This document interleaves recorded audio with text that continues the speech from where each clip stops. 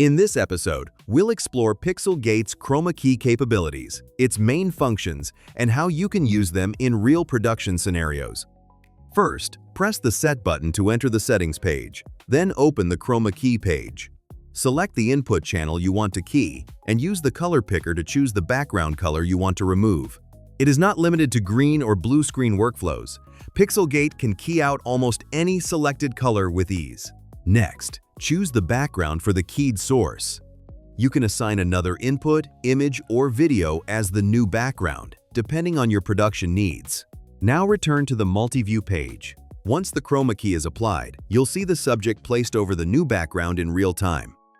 In news-style broadcasts, education content, virtual presentations, or green screen live streaming, you can combine chroma key with picture-in-picture for even more flexible visual layouts. To do that, open the picture-in-picture page and select the input you want to use as the foreground view.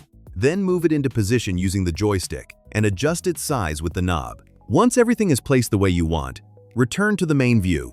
Now you can see how chroma key and picture-in-picture work together to create a more polished and dynamic scene.